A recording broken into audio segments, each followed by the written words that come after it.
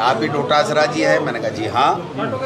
बोले हम ईडी से हैं, आपके घर की हमको सर्च करनी है, आप लोगों से पूछताछ करनी है। मैंने कहा मोस्ट वेलकम। जो 5-10 लोग यहाँ पर थे उनको सबको रोक लिया, हमारे सबके मोबाइल ले लिए। उन्होंने बड़ी तसल्ली के साथ में एक एक चीज़ की सर्च की और उसके बाद में मेरे छोटे बेटे अविनाश जो अकाउंट्स ऑफिसर है उससे उन्होंने बयानात लिए। कहीं भी कुछ भी न 1 रुपया मिला, न कोई किसी तरीके का कोई डॉक्यूमेंट उन्होंने सीज किया। केवल और केवल 3 मोबाइल, मेरा, मेरे दोनों बेटों का 3 मोबाइल और जो ईमेल है दोनों की बेटों की वो लेकर के गए हैं। और मेरी ईमेल उनसे खुल नहीं पाई, उसको डिलीट नहीं करने का मेरे से एफिडेविट लेकर के गए हैं। इसके अलावा कुछ भी मेरे यहाँ से नहीं मिला।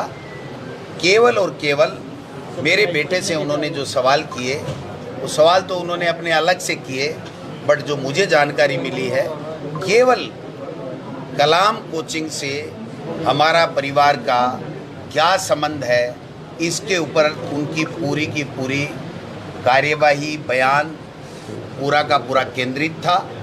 पेपर लीक का एक भी सवाल किसी भी सदस्य से हमसे नहीं पूछा गया।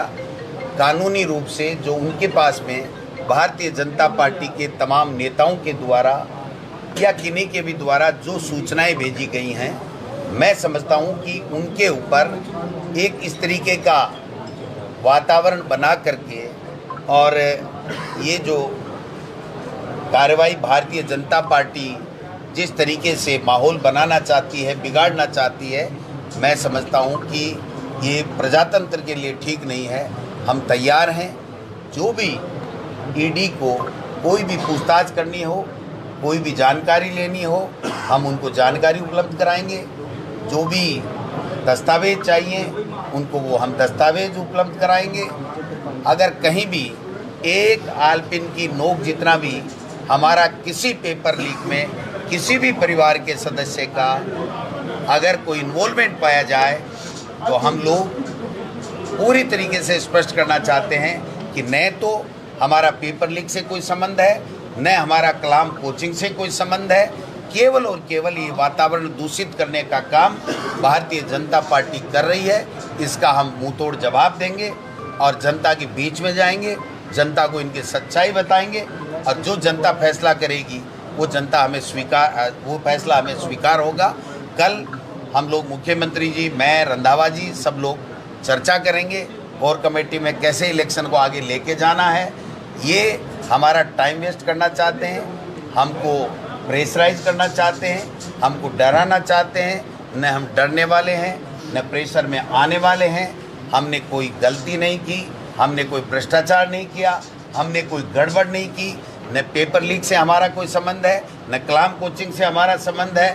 उसके बावजूद भी जो जानकारी या जो जांचें जो ईडी को करनी है उसमें हम पूरा सहयोग करेंगे। ये मैं आपको आश्वस्त करना चाहता हूँ, मीडिया के माध्यम से बताना चाहता हूँ कि अगर कोई भी कार्रवाई कोई भी राज्य सरकार की एजेंसी या केंद्र के सरकार की एजेंसी करेगी उसका हम पूरा समर्थन करेंगे, पूरा सहयोग देंगे।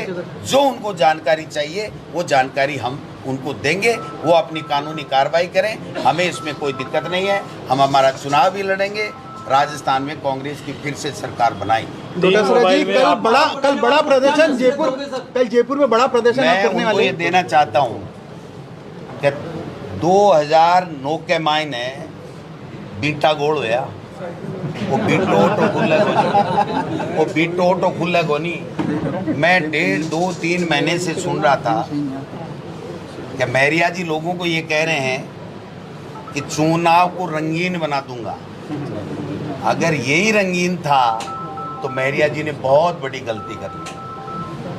अगर यही इसी कार्रवाई से की अपेक्षा से अगर सुभाष महरिया जी मेरे सामने चुनाव लड़ना चाहते हैं, ये लक्ष्मणगढ़ की जनता है भाई साहब, बाप और बेटे और माँ जाए भाई का सा प्यार मुझे दिया और मैंने दिया है।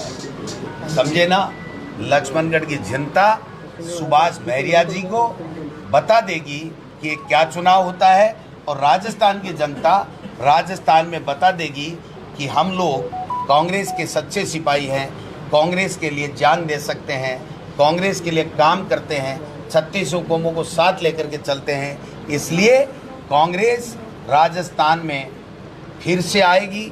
अशोक गहलोत जी के बेटे वैभव गहलोत जी के जिस तरीके से समन दिया गया है, और चुनाव के नज़दीक में बहुत पुराने दिनों से हम 10-15 साल से सुन रहे थे, और उन्हीं मामले को लेकर के आज चुनाव के नज़दीक समन देना ये प्रदर्शित करता है कि भारतीय जनता पार्टी हमको डराना चाहती है, हमारे नेताओं को डरा करके और यहाँ इलेक्शन जीतना चाहती है। मैं कहना चाहता हूँ, ये राजस्थान की सूरवीरों की धरती है, ये हमारे शहीदों की सैनिकों की धरती है, ये किसानों की धरती है।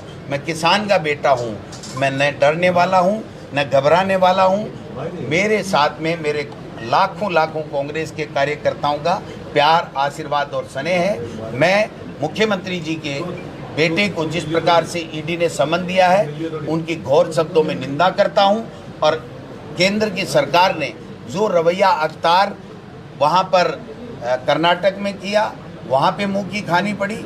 उन्होंने जो दूसरे स्टेट्स में किया, ईडी का प्रयोग करके जिस प्रकार से डरा धमका के माहौल ख़राब करने की, जीतने की चेष्टा की थी, वो वहाँ भी नाकामयाब हुए, और यहाँ भी राजस्थान में भी वो अपने इस गलत मिशन में नाकामयाब होंगे। हम कामयाब होंगे, कांग्रेस जीतेगी और फिर से सरकार बनाएगी।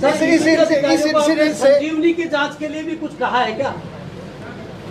वो नहीं करेंगे, आपकी बात हुई? वो नहीं करेंगे। मेरी बात मुझे पता है, जब मुख्यमंत्री बार बार कह रहा है केस दर्ज है, एसओजी मुलजिम मान चुकी है, उसके बावजूद भी अगर उनके खिलाफ करोड़ों करोड़ों रुपए के घोटाले की बातें जब आ रही हैं, उसके बावजूद भी अगर ईडी कार्रवाई नहीं कर रही है, और राठौड़ साहब की प्रॉपर्टी की जांच करा ली जाए, सुभाष महरिया जी की पूरी प्रॉपर्टी की जांच करा ली जाए, और गोविंद डोटासरा की पूरी प्रॉपर्टी की जांच करा ली जाए।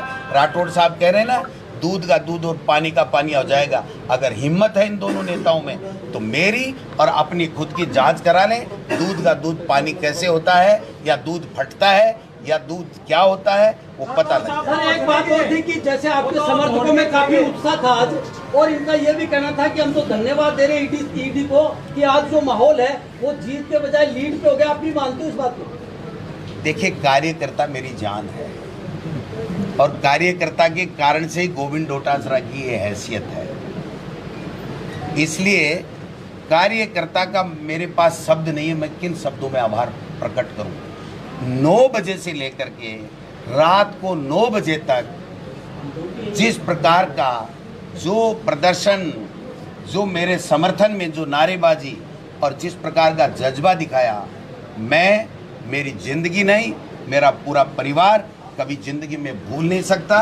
और मैं महरिया साहब को कह देना चाहता हूँ, आप फार्म भरना, और फार्म भरने के बाद में गोविंद डोटासरा पूरे राजस्थान में रहेगा, लक्ष्मणगढ़ में गोविंद डोटासरा चुनाव नहीं लड़ेगा।